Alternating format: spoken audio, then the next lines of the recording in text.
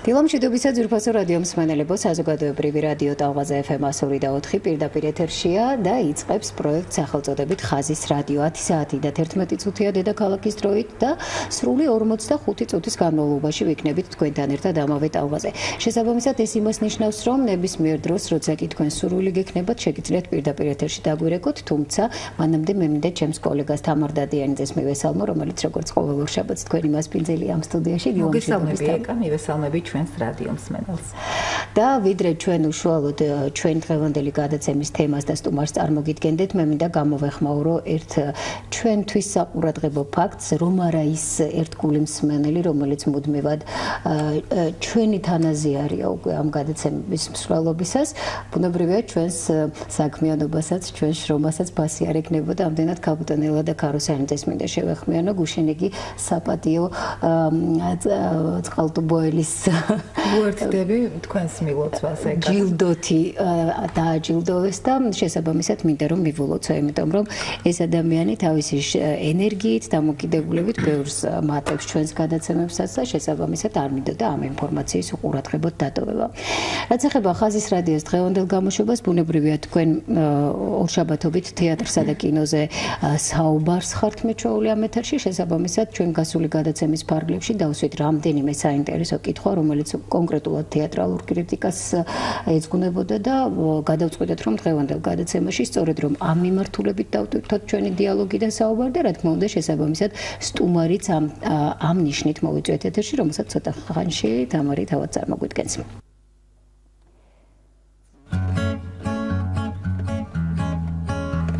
ხაზის რადიო. ორშაბათი. მოგონებებად ქცეული სახეების კათრცმიღმა და კულისებში დანახული ცხოვრება. ადამიანები, რომლებიც თეატრისა და კინოს ისტორიაში შევიდნენ. თეატრისა და კინოს პერსონალური ისტორიები. თამარ დადიანიძე. ხაზის რადიო.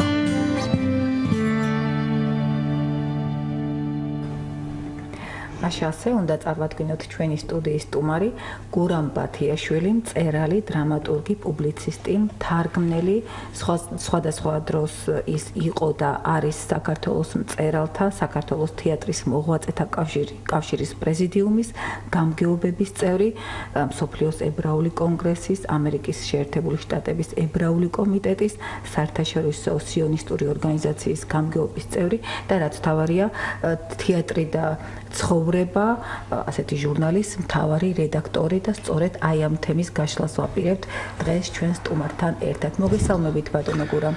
დილამშვიდობისაც მოგესალმებით.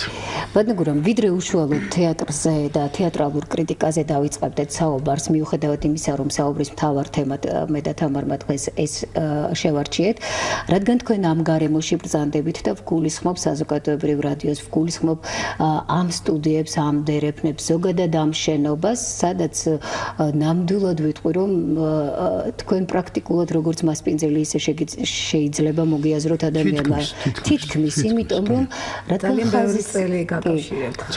ხაზის რადიოც ზუსტად ის გადაცემაა, რომელიც ბევრ კარგ და ჩვენთვის ძვირფას ამბავს აგროვებს ხოლმე ისტორიიდან, არ გვინდა ეს შანსი ხელიდან გავუშვათ და საერთოდაც სადაც თქვენი მეხსიერება გაწუდება.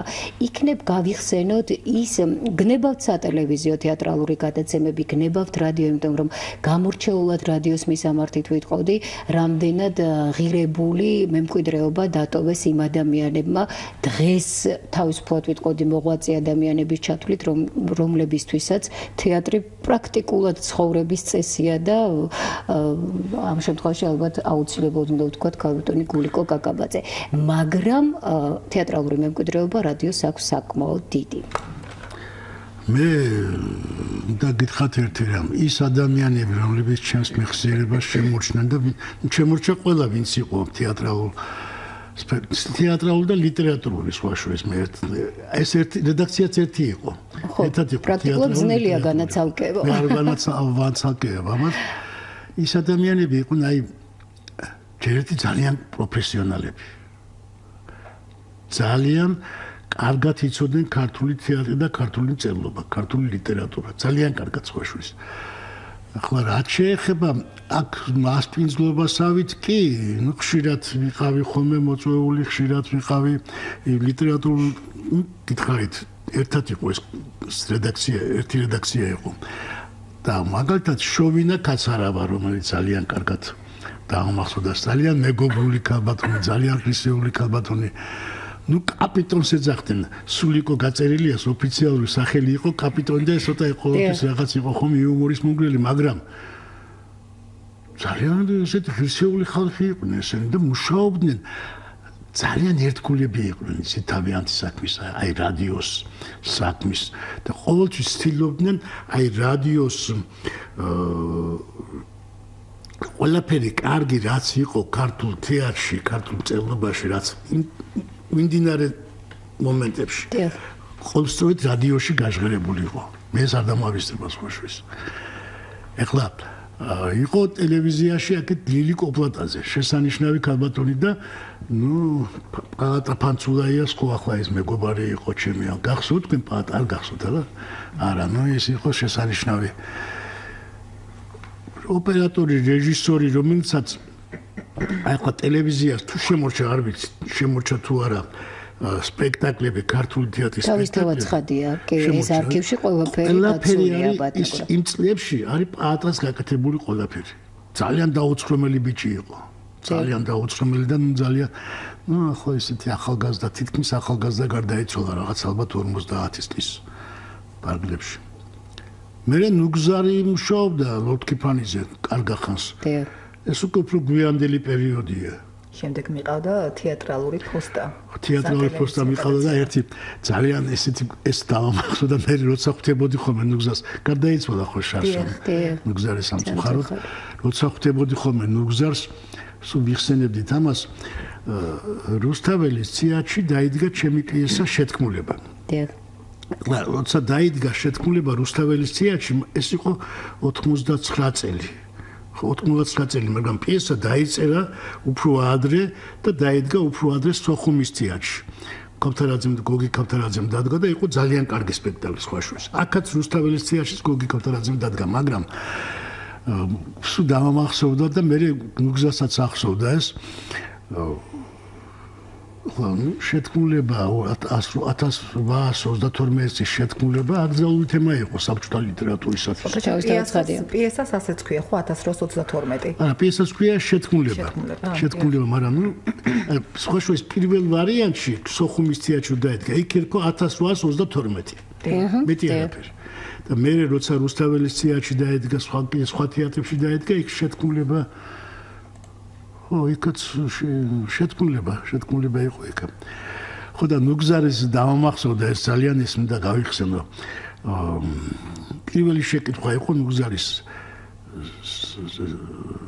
ამ სპექტაკლის შემდეგ, ეს გასვლის შემდეგ, საუბარი ჩაიწერა და როგორ გაბედეთო ამ თემაზე პიესის დაწერაო. მეკითხება ნუგზარი. ეს ხო აკრძალული თემა იყო. ის უკვე იწერება 90 წელს, როცა რუსთაველის თეატრში დაიდგა, მაგრამ პიესა დაიწერა 10 წლით ადრე. 9 წლით ადრე. მე უთხარი მე არაფერი არ გამიბედნია. მე მინდოდა დავწერე. გაბედა თეატრმა, რომელმაც დადგა ეს სტორი. მე ჩემთვის ვშობ, რაც მაინტერესებს, რაც მომდა და რაც მაწუხებს იმაზე ვწერ, აი გაბედულება უნდა ჩაეთვალოს თეატრზე მართლა სხვა შორის მაშინ მართლა ასე იყო. მაშინ ჯერ კიდევ როცა დადგა გოგი ქავთარაძემ, ეს მაშინ ჯერ კიდევ საბჭოთა კავშირი იყო და საკმაოდ ძლიერი ბრეჟნევის ეპოქა იყო.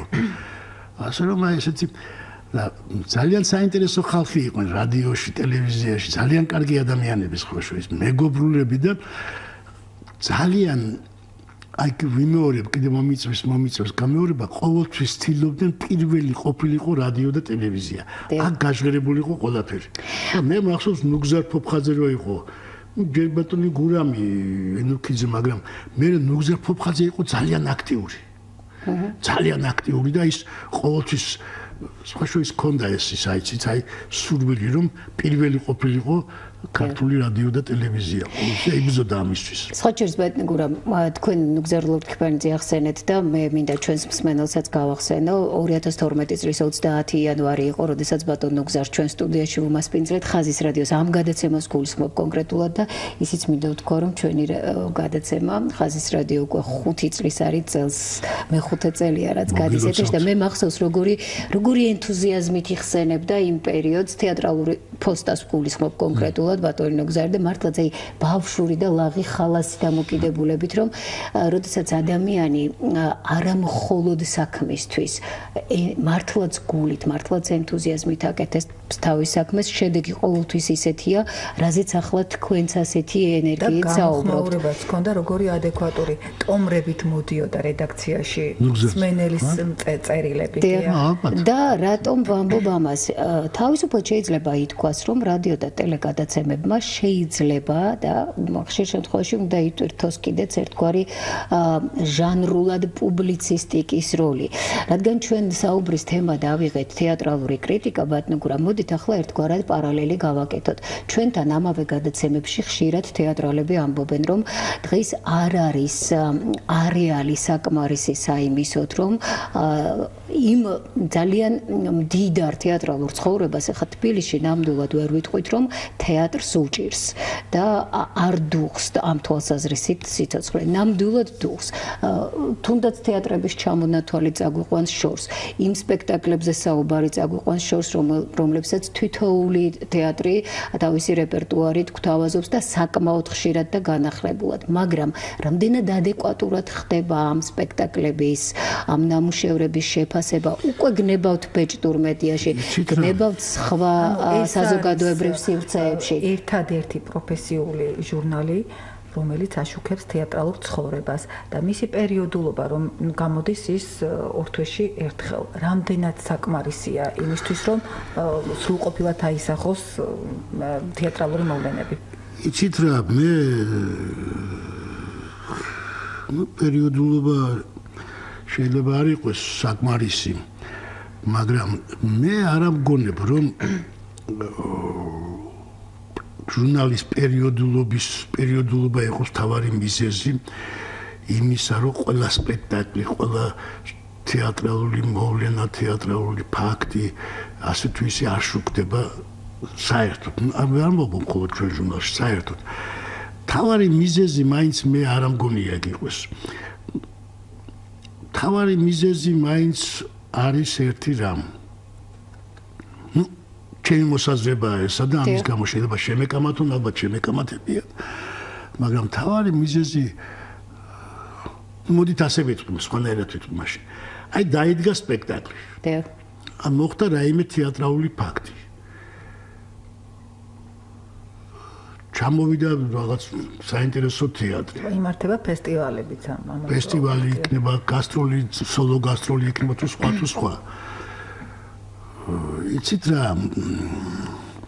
მე გამიჭირდება შემთხვევა, დავასახელო შემთხვევა. ახალი სპექტაკლი დაიდგა, გაიმართა. არის 2-3 ავტორი, რომელიც მართლა აქტიურია და დაგირეკავს და ანიქვე გეტყვის რომ ბატონო გურამ თუ კარგი სპექტაკლია. მე მინდა ამ სპექტაკლზე დავწერო და 2-3 ავტორი, მაგრამ ზოგადად ასე არ არის. ცოტა ინერტულობა, შეიძლება ინერტულობაც არ იყოს ეს დაბალი ანაზღაურებაც იყოს შეიძლება ამის მიზეზი და სერიოზული მიზეზი. არადა ჩვენ საინტერესო თეატრალური ცხოვრება გვაქვს და ჩვენ თეატრალურ ცხოვრებაში არის ძალიან ბევრი რამ საკამათო. ძალიან ბევრი რამ არის ისეთი, რომელზეც თეატრცოდნეობამ, თეატრალურმა კრიტიკამ უნდა იბრძოლოს, იკამათოს. არ დაეთანხმოს, იქნება ეს თეატრცოდნესა თუ იქნება ეს რეჟისორს, არის ბევრი რამ სხვა შორის. მაგრამ ეს ტენდენცია არ არის. მიუხედავად იმისა, რომ მე ძალიან დადებითი აზრისა ვარ დღევანდელ თეატრალურ კრიტიკაზე. თანამედროვე თეატრები მაინტერესებს, რატომ ანაზღაურების გამო მხოლოდ ის რომ მოდი ბატონო, გარდა იმ ჟურნალისა, რომელზეც ჩვენ ვსაუბრობთ, სად შეიძლება ადამიანმა იხილოს, რა თქმა უნდა, κρიტიკაში ჩვენ არ გულისხმობთ მხოლოდ მიწასთან გასწორება სამადოის სპექტაკლის კრიტიკა, გაცილებით უფრო კი ბატონო მასშტაბური და იცით რა, აი დღევანდელი თეატრალური კრიტიკა, თუმცა ჩვენ ამ ხრივ ძალიან კარგი წარსული გვაქვს. დღევანდელი ქართული თეატრალური კრიტიკა ძალიან კარგ საფუძველზე მოვიდა. ჩვენ გვყავდნენ მშვენიერი კრიტიკოსები.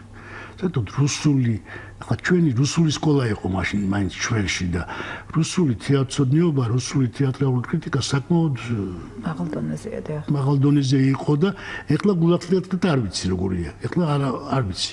ისე როგორც აღარ ვიცი რუსული თეატრი. ნუ ახლა თუ ფესტივალებზე ჩამოვა ვინმე და ნახავ, თორემ ჩვენ ახლა რუსეთში აღარ მე ყოველშვაში ჩემი წინის პრეზენტაცია იყო 9 წლის წინ და იმის მერე იქ გამოვიდა რომანი და იქ პრეზენტაციაზე რო ვიყავი 2008 წლის გაზაფხულზე მე მოსკოვში და რუსეთში არ ყოფილვარ. ისე რა საინტერესო ტენდენცია ახსენეთ ახლა ბატონო გურამ თქვენ, იმიტომ რომ საერთოდაც გვერდზე გადავთოთ ეს რუსული კულტურა და რუსეთთან დამოკიდებულება და ასე შემდეგ სკოლა თუნდაც, იმიტომ რომ მას შემდეგ ის ადამიანები, ვინც თქვენ ახლა დარწმუნებული ვარ მეტრებად შეგიძლიათ მოიაზროთ თეატრალური კრიტიკის თვალსაზრისით, შემდეგ უკვე თავად ზრდიდნენ თაობებს და აი ჩვენი მიზანიც ეს არის, რომ მივაკლოთ სად ხდება ის წყვეტა, როცა უკვე აი ასეთი მდიდარი კულტურის მქონე საქმე დღეს უკვე დავისა და კამათის საგანი ხდება. არა, დავისა და კამათის როგორ გითხრათ ახლა, დავიწყოთ იქიდან. ჩვენ გვყავდა შესანიშნავი თეატრალური კრიტიკა. გვყავდნენ შესანიშნავი გულახდილად გეტყვით რომ ახლა ისინი ძალიან ნიჭიერები, ძალიან აქტიურები სხვა შორის, ძალიან პროფესიონალები. მე არასოდეს არ დამოვიწყება ერთი რამ. ნათელა ურუშაძე შესანიშნავი თეატრალური კრიტიკოსი გახლდათ, ბრწყინვალე თეორეტიკოსი და ამავე დროს პრაქტიკოსი. წინა გადაცემა აი რაოდენ ბატონო? არა, წინა გადაცემაზე ვისაუბრეთ. აი რაოდენ პროფესიონალი იყო ქალბატონ ნათელა ურუშაძე, გეტყვით. აი საუბრობთ, თუ ეუბნები რომ ქალბატონ ნათელა იქნება დაწეროს წერილი, ამაზე და ამაზე ამ რაღაცას. დაფიქრდებოდა, კი ბატონო გურამ, კი ბატონო, მოგართვერ წერილს. დახედავდა საათს, ეს იყო საოცარი ეს ჟესტი არ დამავიწყდება. დღეს არის დაუშვათ, დღეს არის რამდენი რიცხვია? ნოემბრის 6 ნოემბერი. ბატონო გურამ, იცით რა, მე 23 ნოემბერს 3 საათზე მოგართვერ წერილს. მე არ მახსოვს შემთხვევა. მაშინ არ იყო ინტერნეტი და გადაგზავნა და გადმოგზავნა. მას არ მოეტანოს მართლა 3 საათზე სტატია. პროფესიონალიზმის ერთ-ერთი გამოხატულება. პასუხისმგებლობა, რომელიც წიწილად განსაზღვრავს შედეგს. როგორ წერდა და რა წერდა, ეს თქვენ ციცით ძალიან კარგად მე მგონი. ასევე იყო ხოლმე ქალბატონ ნადია შალუტაშვილი იყო, ეთერი გოგუშვილი იყო, ვასო კიკნაძეზე და ნოდა გურაბანიძეზე აღარაფერს ვამბობა ხოლმე. ვასო გვერდმა აცხონოსა. ვახტანგ ქართველიშვილი იყო შესანიშნავი თეატრალური კრიტიკოსი, შესანიშნავი. აი სხვა შორის უნდა გითხრათ ნათელა არველაძე, რომელიც არის ძალიან კარგი პროფესიონალი. თვითონ პროფესიონალი როგორც ანალიტიკოსი, სპექტაკლის გარჩევის თვალსაზრისით. ბევრი ძალიან ახლა ვიღაცა დამავიწყება და დამემდურება ვიღაცა ხოლმე გამოჩება ვიღაცა. ბატონო გურამ ძალიან კარგია რომ შემდეგ თაობაში იყო შემდეგ ამათ სხვა შორის გაზარდეს ძალიან კარგი თაობა. ამათ ძალიან კარგი მაგრამ მოხდა რა? მოხდა ძალიან ცუდი რამ. იმის გამო რომ თეატრცოდნეს არა აქვს, კიდევ იმას უბრუნდები. არა აქვს ისეთი ანაზღაურება, როგორიც უნდა კონდეს მას. ისინი იძულებულნი არიან. იმუშავონ, იმსახურონ აქ, იმსახურონ იქ, მოეწყონ რაღაც მონახონ და ნუ უმეტესობა და უკეთესი ყველაზე უკეთესი შემადგენლობა მაინც პოულობს ადგილს თეატრს და კინოს უნივერსიტეტში და ეს შედარებით, მაგრამ ეს მაინც ყლაპავს იცით. ამას ძალიან დიდი დრო მიაქვს, თეატრცოდნის ენერგია მიაქვს და იმათ უკვე, როდესაც ის ინსტიტუტში მუშაობს, უნივერსიტეტში მუშაობს, კათედრაზე ამას უკვე ნაკლები დრო რჩება იმისთვის, რომ ცოცხალ თეატრალურ კრიტიკას ემსახუროს. ან ის ჟურნალ გაზეთებში რაღაც სვეტებში ბეჭდავენ, თუმცა ეს მაინც არ არის ის ბოლო პერიოდის, ბოლო 5 წლის ვიტყოდი პრაქტიკა არის. Ну, რამის ახლა მე არ მგონებ, რომ ეს ცუდი პრაქტიკა იყოს, რომ ისინი ბლოგებზე ბეჭდავენ, ბლოგებზე ისა, მაგრამ მე მაინც მგონია, რომ იცით, აი მაგალითად მე ვარ ჟურნალ თეატრი და ცხოვრების რედაქტორი, ხო? მე მაქვს ჩემი პრინციპი, ჟურნალი როგორი უნდა იყოს თეატრი და ცხოვრება. მე მიმაჩნია თეატრი და ცხოვრება უნდა იყოს ისეთი, რომ ახლა არის 2017 წელი. 2037 წელს ადამიანი რომ აიღებს ჟურნალს ხელში, მისთვის მასალა უნდა იკითხებოდეს თანადროულად და მან უნდა გაიგოს როგორი იყო ქართული თეატრი 2017 ბატონო გურამ, მოდით ჩვენ მსმენელს შევახსენოთ, კარგახანია ვსაუბრობთ და თუ კი ვინმე ახლა შემოგვიერთ და ვეტყვი, რომ ეს არის პროექტი ხაზის რადიო, FM 104-ზე ვართ პირდაპირ ეთერში, რადიო პირველი არხი, გურამ ბათიაშვილია ჩვენი სტუდიის სტუმარი და ვსაუბრობთ თეატრალური კრიტიკის ნიუანსებზე. თამარ დადიანიძე, ეკატა ვახაძე ვუძღვებით დღევანდელ გადაცემას და ძალიან კარგი ანალიზი გამოგვივა, თუ კი ჩვენი მსმენელით შემოგვიერთდება, თქვენ შეგიძლიათ დაგვირეკოთ 240 91 92 ან 240-92-92 და რადგან ჩვენ სწორედ რომ წარსულ დროსთან პარალელით გადავწყვიტეთ ამ პრობლემაზე საუბარი, თქვენ რა თქმა უნდა შეგიძლიათ თქვენი აზრი გაგვიზიაროთ, რა საშუალებებით ეცნობოდით გაცილებით ადრეულ წლებში თეატრალურ კრიტიკასთან მიმართებით მასალებს და დღეს საერთოდ გაქვთ თუ არა ინტერესი, სურვილი, საშუალება თეატრთან ურთიერთობის და შემდეგ თეატრზე ანალიზის კითხვისა და ხო რახან ახლა ვახსენეთ ძველი გამოცემები, მინდა პატარა ექსკურსი ჩავატარო და აი რაღაც დავიწყო ციტატით, როგორ იგონებს იოსებ იმედაშვილი, პუბლიცისტი, რედაქტორი, გამომცემელი, დამაარსებელი აი ამ ჟურნალისა, დიახ, აი ამ ძალიან დიდი მოღვაწე იყო, ძალიან დიდი. ძალიან დიდი. 1909 წლის დეკემბერი იყო და განვიზრახე ჟურნალის გამოცემა. სათაური შეურჩიე თეატრი და ცხოვრება და სათანადო თხოვნა შევიტანე თბილისის გუბერნატორის სახელზე. პასუხისთვის 2 თვის შემდეგ დამიბარეს, არადა ეჩქარებოდა 1910 წლის 2 იანვარს ქართული თეატრის აღდგენის დღესასწაული იმართებოდა და სურდა ჟურნალის გამოცემა ამ დღისთვის დაეკავშირებინა. ნებართვას არ დალოდებია ბატონი იოსები და პირდაპირ ბინაში მიადგა კანცელარიის მმართველს და ნუ მოკლედ მანაც დაუკმაყოფილა ეს სურვილი და 1910 წლის 2 იანვრიდან ჟურნალმა თეატრი და ცხოვრება იხილა დღის სინათლე და მას შემდეგ ძალიან ბევრი კარგი კრიტიკოსი წერდა ამ ჟურნალში, სხვათა შორის შესანიშნავი ჟურნალი იყო. ხო, აკაკი წერეთელია, გოგოგებაიშვილი. გალაქტიონმა ეგ დაიწყო, პირველი ლექსი გალაქტიონის ეგ დაიბეჭდა. მე მგონი, ხო, შეიძლება ვცდები, მაგრამ მე მგონი ერთ-ერთი პირველი ლექსი ყოველ შემთხვევაში ნამდვილად. ვალერიან გუნია, მთელი საზოგადოებისა. იმ ჟურნალმა ძალიან დიდი როლი ითამაშა. ძალიან დიდი როლი ქართული თეატრის პოპულარიზაციის საქმეში. და სხვა შორის მე იყო საინტერესო ახლა ხო მე რევოლუციონერებთან კავშირის გამო დაიჭირეს და შეწყდა მე რამდენიმეჯერ იყო დაპატიმრებული და მე ორჯონიკიზემ 1920 წელს საერთოდ მიუხედავად იმისა, რომ თანამებრძოლეები იყვნენ და ახალმოყრობა აკავშირებდათ, მაინც ეროვნული ორიენტაციის კაცი იყო, ეროვნული და ეროვნული ორიენტაციის პიროვნება სერგო ორჯონიკიძის მაინც და მაინც თლათ მისაღები და საყვარელი არ უნდა ყოფილიყო და არც იქნებოდა. მე ჟურნალის განახლება სწორედ მაჯინაზე გადავწყვიტეო, ამას იგონებს იმედაშვილი და აკაკიმაც წამაქეზაო, რომ ჭირ გამოვლილი უფრო მხნეთ ემსახურები შენს მიზანს, არც ერთი საქვეყნო საქმე უმსხვერპლოდ არ კეთდებაო და შემდეგ საკუთარი სახსრებით, აი ესე შემოწირულობებით ისე დაიწყო თვითონ იყო რედაქტორიც, კორექტორის და ცოლი და ერთი კაცი სცემდა და უღონთ უკვე ცოლმეუღლის ანაჟის სახელზე. არა, ის ძალიან დიდი მოღვაწე იყო, ძალიან დიდი პიროვნება და ბევრი სასიკეთო საქმე გააკეთა ქართული თეატრისთვის.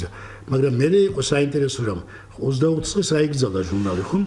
მე შალვა დადიანი გახდა თეატრალური საზოგადოების თავმჯდომარე 40-იან, 59 წელს მეგონება თუ ავსებით 50 წელს. აკაკ ხორავას შემდეგ. და შალვა დადიანმა განიზრახა რაღაცა ესე იგი თეატრ ცხოვრებას ვერ აღადგენდა ახლა ვერც და ამაზე ვერც ლაპარაკობდა ვერც იტყოდა რა იმას მაგრამ რაღაც პატარა ბიულეტენი ვითო და დაარსეს თეატრალური მოამბე ასე ერქვა ბიულეტენი იყო პაცია ესეთი რამდენიმე გვერდიანი მაგრამ მე ცოტა იყო ასეთი ქალბატონი თეატრალურ საზოგადოებაში ნინო შვანგირაძე საკმაოდ ესეთი ენერგიული ქალბატონი იყო და რომელსაც ჰქონდა რაღაც ურთიერთობები ხელისუფლების ჟავანაძესთან მგონი ნათესავი იყო თუ რაღაცა და მოახერხა აი რა კარგია უცა ადამიანები ასეთ ურთიერთობებს იყენებენ საერო საქმისთვის მოახერხა ის რომ ცოტა გაიზარდა თეატრალური მოამბის მოცულობა ცოტათი რამდენიმე გვერდი იმიტომ რომ მაშინ ლიმიტირებული იყო ყველაფერი ქაღალდი ლიმიტირებული იყო არ შეიძლებოდა დაგებეშთა იმაზე მეტი ვიდრე იქნებოდა და ეგ იყო და ეგა და მე როდესაც უკვე მოგვიანებით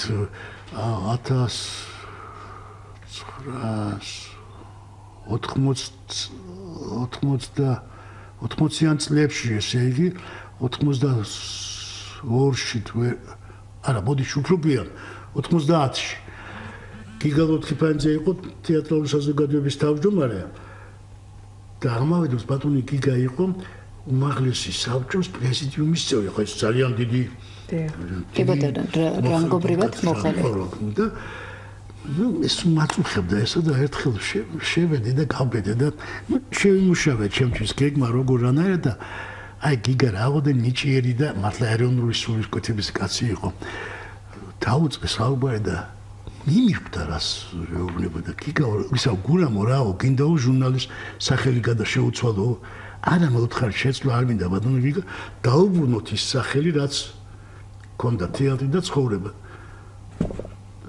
აღარც გამაგრძელებინა ლაპარაკი და დაბრუნდა ერთ კვირაში იმიტომ რომ ახლა ეს დაკავშირებული იყო არა უნდა გაგვეზარდა მე ფორმატი უნდა გაგვეზარდა გვერდების რაოდენობა 1000 რაღაცა იყო გასაკეთებელი და ყველაფერი გააკეთა ერთ კვირაში რაღაც 10 დღეში მაქსიმუმი იმიტომ რომ მას ჰქონდა ამის ნიჭი და უნარი და ძალაც შესწევდა საამისო და ბატონო გურამ გამოიწვია თუ არა შემდეგ აი ესეთმა გარდატეხამ თქვენ ბრძანეთ რომ საჭირო იყო იქ მოცულობის გაზრდა უკვე დამოკიდებულების შეცვლა რა შეცვალა აი ამ პერიოდიდან ამ ჟურნალის ცხოვრებაში ამ ნაბიჯმა ძალიან ბევრი რამ შეცვალა რა არის იცით ეკა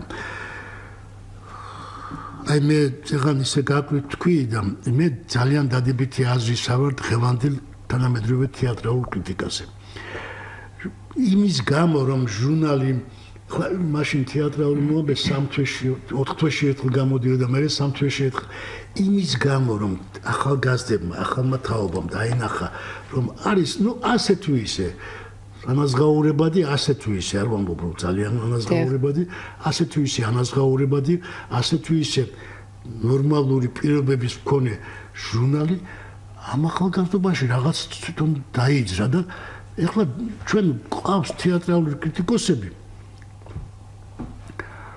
რასაკვირველია, ხა პროფესიონალიზმის დონე განვითარებადია და ყოველთვის თხოვლობს იმას, რომ მეტი და უკეთესი იყოს, მაგრამ ჩვენ დღევანდელი თეატრალური კრიტიკოსები საკმაოდ პროფესიონალები არიან. ძალიან კარგი თაობა ჟურნალის ირგვლივ შემოიკრიბა ძალიან კარგი წება ადამიანებისა, თეატრალური კრიტიკოსებისა და ამან ჟურნალის არსებობა იმ ფაქტმა რომ მან იცის რომ აი თუ ის დააწეს ამაზე ის დაიბეჭდება ისინი მაინც მეტ ასპარეზს ითხოვენ და არ აკმაყოფილებთ ხო კი ბატონო რასაკვირველია ძალიან საშუალება სჭირდებათ იცით რა მე ამაში არაფერს უცარ ხო მეტ ასპარეზს ითხოვენ რა არის ამაში ბატონო გურამ მოდით მსმენელი გველოდება მოვუსმინოთ მას რა სურს და შემდეგ დავუბრუნდეთ თემას ალო მოგესალმებით. დილამშვიდობის. კაპიტან ნანული თუ არ ვწდები? ყველას მოგესალმებით და განსაკუთრებულად წყალტუბოს საპატიო მოქალაქეს. მოგესალმები. კიდევ მრავალი წარმატებები ჩვენ უძვირთასო ქალბატონო. დიდხანს გაყვეს. თქვენი კეთილი ღიმილი, თქვენს შვილებს და რადიოს მსმენელებს. ეთერ სიმონიშვილი გახლავართ.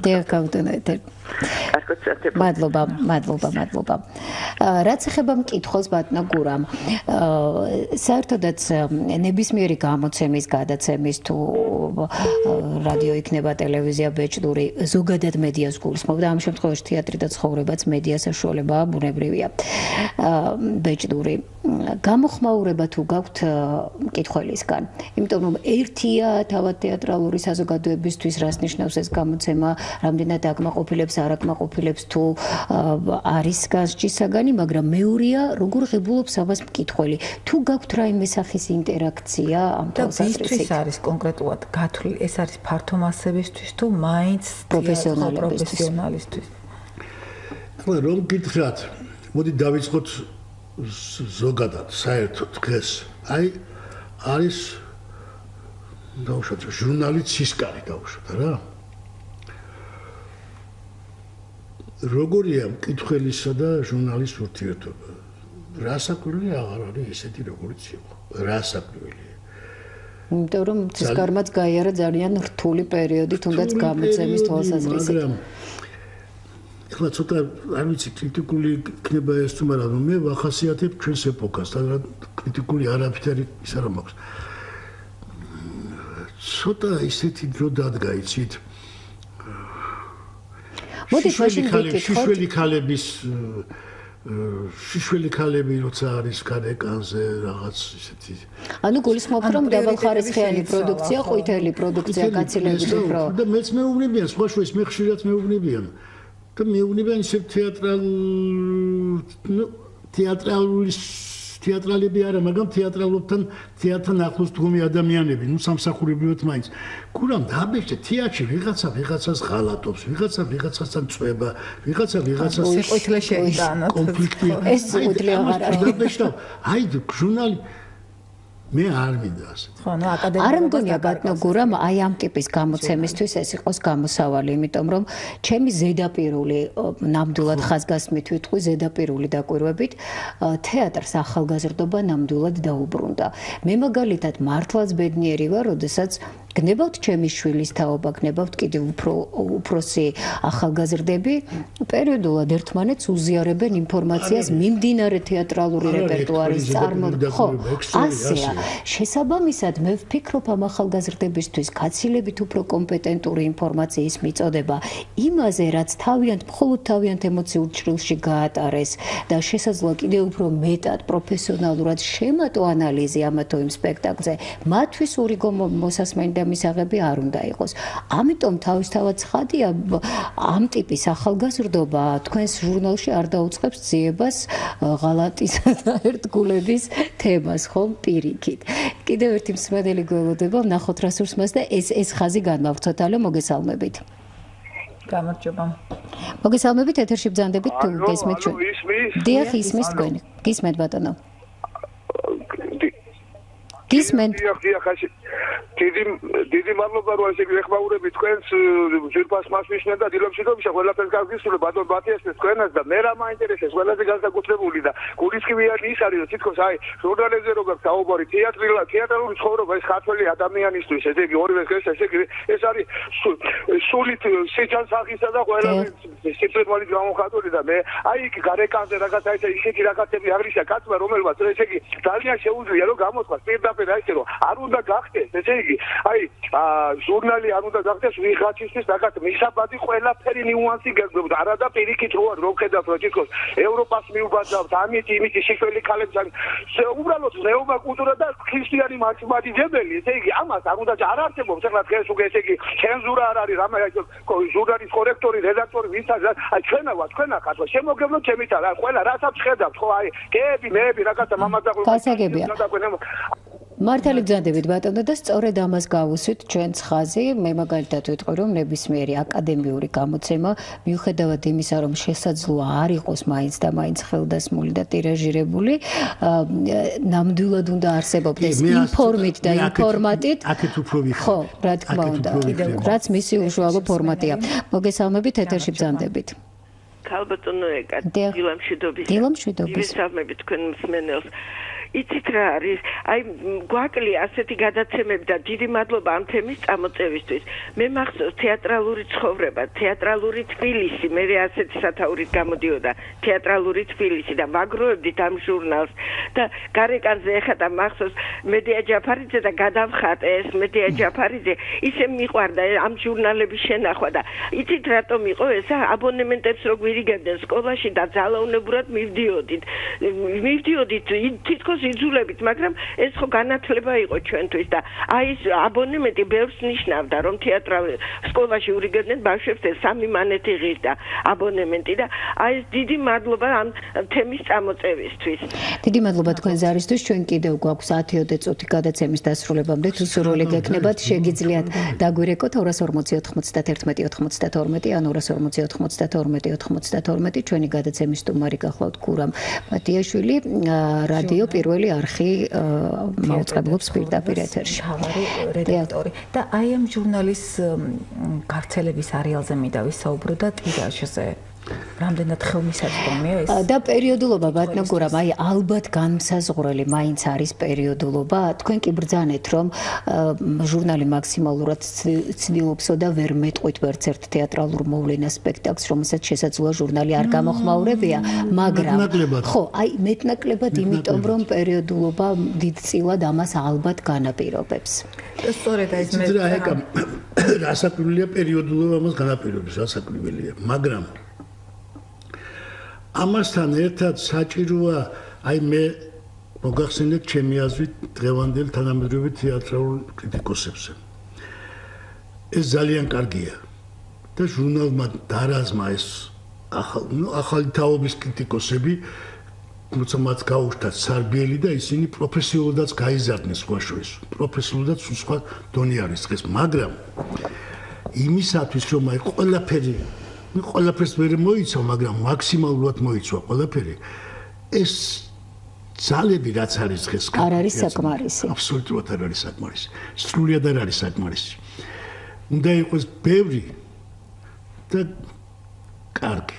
ისე რა საინტერესო სურათია. აი ამ ჟურნალის პირველ გამოცემებშივე აღნიშნავდნენ, რომ აი ეს ჟურნალი საქართველოს ყველაზე მიყრუებულ შორეულ კუთხეებშიც კი აღწევსო და თვით მაღალმთიან აჭარაშიც კი ხელმისაწვდომია იქიდან ინფორმაციის მოძიებაო. აი თქვენი ჟურნალი რამდენად გავრცელების თვალსაზრისით. იგივე კი, ვრცელდება.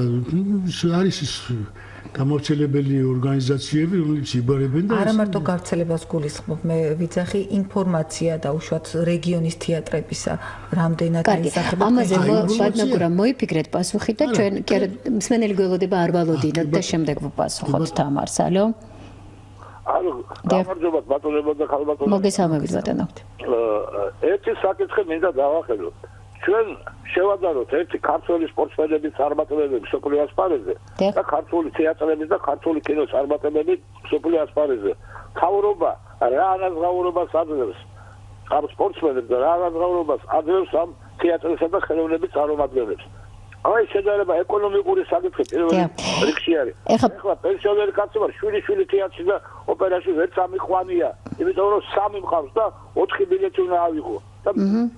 სხვათა შორის ბატონო ჩემო ჩვენ ამაზე რაც ეხება ბილეთების შეძენის შესაძლებლობებს არ ვიცი თქვენ ბრძანდებით თუ არა ზოგადად ჩვენი რადიოს მუდმივი მსმენელი, მაგრამ პროგრამაში პიკის საათი სწორედ რომ ესე მიზნად დავისახეთ გარკვეულწილად ჩვენს პანელს მივაწოდოთ ინფორმაცია ამა თუ იმ თეატრში სააბონემენტო ან საშეღავათო სისტემების შესახებ, რომელიც მუშაობს მართალია ყველა თეატრს განსხვავებული პრაქტიკა და რეალობა აქვს ამ თვალსაზრისით, მაგრამ ნამდვილად არის საშეღავათო სისტემა ყველა თეატრში. პერიოდულად ჩვენ ამ თემას კიდევ დაუბრუნდებით, ასე რომ მეტნაკლებად ამ პრობლემის დაძლევის საშუალება თქვენ ნამდვილად გაქვთ. და კი, ჩვენ საუბრობდით, რამდენად ასახავს რეგიონის თეატრების ცხოვრებას. ხო, რეგიონის თეატრების ცხოვრებას. ასახავს, რასაკვირველია ასახავს, მაგრამ მე ვერ გეტყვით რომ სრულად. მე მაინც მაკლია და აი როდესაც მე მომვიდე ამის წინა მონოლოგში გითხარით რომ უნდა იყოს ბევრი ცოტა ეს თეატროდები. ჩვენ არ აყავს პროფესიონალი, რომელიც თელავში დადგმულ სპექტაკლს იქ იქ რო იყოს თელავში ამ ჭიათურაში, ახლა ჭიათურა იყო უზარმაზარი ძალიან დიდი თეატრალური ტრადიციების ქალაქი.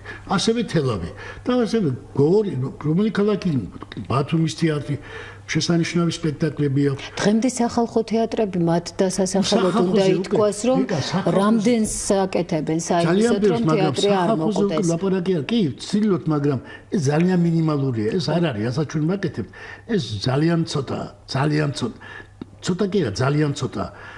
მაგრამ იმიტომ რომ იქ ბათუმში არ არის ისეთი პროფესიონალი თეატროსნი, თელავში არ არის პროფესიონალი თეატროსნი. ეხლა ის რომ აქ კი არიან წარმოშობით ბათუმელები, მაგრამ ყველა თბილისშია. ამიტომ კი ვაშუქებთ ამ სპექტაკლებს, მაგრამ მე ვერ გეტყვით რომ ეს არის სრული სურათი. ეს არის სრული სურათი. ვერ გეტყვით. მე უფრო მეც კი არა, მე მოვიტყობ მინდა რომ უფრო იყოს უფრო სტაბილურად ეს ყველაფერი. აი მაგალითად თუ ვინმე რომელიმე თეატროსნი ჩავიდა ეკას დაბადების დღეზე ჭიათურაში ან სხვა რაღაც საქმეზე და ნახა იქ სპექტაკლი და დაწ ხო, ანუ ამას არ უნდა სწორედ ამას გულისხმობ ბატონო, ჩვენ მით უმეტეს მაშინ, როდესაც ინფორმაციის გავრცელების საშუალებები სულაც რომ არ იყო მედია საშუალება, ახლა ძალიან ბევრია. თუნდაც ნებისმიერი ჩვენგანის ერთი ცალკე აღებული მობილური ტელეფონი უკვე ასრულებს ინფორმაციის ძალიან ოპერატიულად გავრცელების საშუალებებს. ანალიზს გულისხმობთ მე გულისხმობ ანალიზს. ინფორმაცია ეგ სხვა არ და ეგ ახლა ინფორმაცია კი ბატონო როგორ მაგრამ ინფორმაციის არ შეიძლება ჟურნალი რომელიც თუ ორ თვეში იყო გამოდის მას ინფორმაციული ამოცანა დაუსახო ეს ანაქრონიზმია მე ვგულისხმობ ანალიზს რომ აი რამდგომარეობა აიენ მსახიობი თელავის თეატრში εν მსახიობი ბათუმის თეატრში შარშანტელთან განსხვავებით წის რა არის წინ წავიდა რეჟისურა წინ წავიდა უკეთესია უარი ანალიზი საერთოდ ანალიზი ეს რაც შემოგვიყვება ანუ პრობლემა რაც ჩვენ გადაცემის დასაწყისში დავსვით პრაქტიკულად თქვენც დაგვიდასტურეთ თეატრალური კრიტიკის თვალსაზრისით მასშტაბი ნამდვილად არ არის ისეთი როგორიც უნდა იყოს ბატონო ხომ ну მივედით ის სახსრების უკმობასთან და ფინანსებთან აი აქედან დავიწყოთ ეს არის ყველაზე მთავარი ხო ჩვენ რო გქონდეს ფინანსურად რო ვიყვეთ ჩვენ შეუძლებლობები რომ თხოვო თეატრონეს აი თქვენ მილიონების თანხა იქ სასტუმრო დღეს აღარ არის 2 და 2 მანეთი და 41 და სასტუმრო ეხლა დღეს ამათ 50 70 100 ლარი უნდა სასტუმროს რო ღამე გაათიო და ოჩახვალ სპექტაკლს უნახავ თელავში იქ 2-3 ღამე მაინც ხო უნდა იყოს რომ 3 სპექტაკლი მაინც ნახო არა ეს ისეთი ხარჯებია რომელიც ჩვენ სამწუხაროდ და ბატონო გურამ ჩვენი გადაცემის დასასრულს ახლა ისეთი ცოტა ლირიული გადახვევასავით ბოლო პერიოდის თეატრალური ძლიერი შთაბეჭდილება თქვენთვის როგორც პროფესიონალისთვის გნებავთ ფესტივალის პარკლებში გნებავთ მიმდინარე ქართული თეატრების რეპერტუარიდან ბოლო პერიოდის ჩემი ძალიან სერიოზული დიდი თეატრალური შთაბეჭდილება უკავშირდება აი თბილისის საერთაშორისო თეატრალური ფესტივალი რომ ტარდება ეს იყო ქართული წარმოდგენა თუ ჩამოსული ფესტივალი ეს იყო ერთი ირლანდიის თეატრი ჩეხოვის პირველი პიესა ითამაშეს ასეთი დაუბეჭ დავიდა გამოუცემ არა აპრობირებული ну მიმაჩნია რომ უბწყინვალესი სპექტაკლი იყო უბწყინვალესი და ამ ფესტივალმა ამით გამართლა. მეორე იყო პოლონური თეატრის სპექტაკლი აი მე რა თქვა გამახსენა. ესეც ამავე ფესტივალის პარკლებში. ამავე ფესტივალის პარკლებში. და აი გუშინს წინ ნახე, აი კეთი დოლიძე რო ატარებს ფესტივალს. საჩუქარი იქ ნახეთ რუსული თეატრი თქვენ წარმოიდგინეთ ანა კარენინა ნახლა რა ნუ ეს შტაბეშლებაზე და იმ დონეს ასაკულია არ შეესაბამება რაც გითხარით იმ პოლონურ მაგრამ ძალიან საინტერესო მიდგომა იმიტომ რომ ხმებზე აქცენტით გაკეთებული სპექტაკლია როგორც მე ვიცი ხო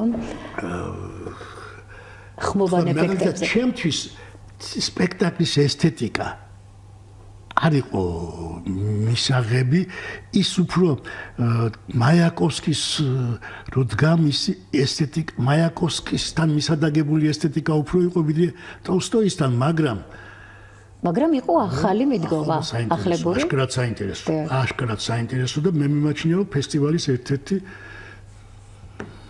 საუკეთესო სპექტაკლი. სწორედ ახალი ფორმები და ძიება არის ხო საინტერესო. ახლა მე ჩემი ესთეტიკის თვალსაზრისით მაქვს ახლა ეს, მაგრამ სპექტაკლი რომ აშკარად საინტერესო იყო, რეჟისორი ძალიან საინტერესო აზროვნებს, განსხვავებულად აზროვნებს და სხვა შორის უნდა გითხრათ რომ მსახიობებიც დაწერთ ბატონო გურამ, დაწერთ ამ სპექტაკლებზე. აი ეს მიდოდა იმედია შტაბეჭილებები აისახება თქვენი ჟურნალის ფიცლებზე.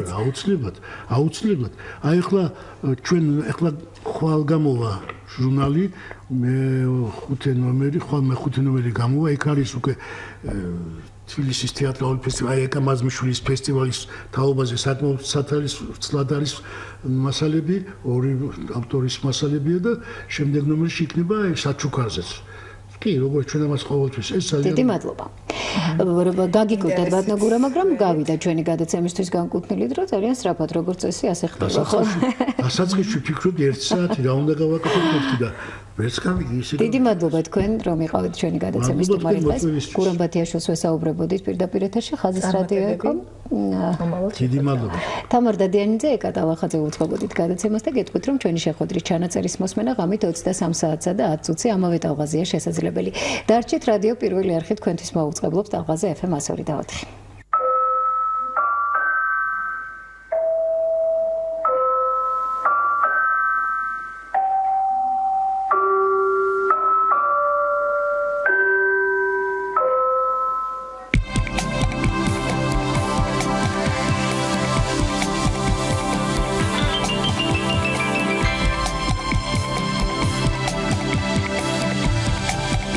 ხაზის რადიო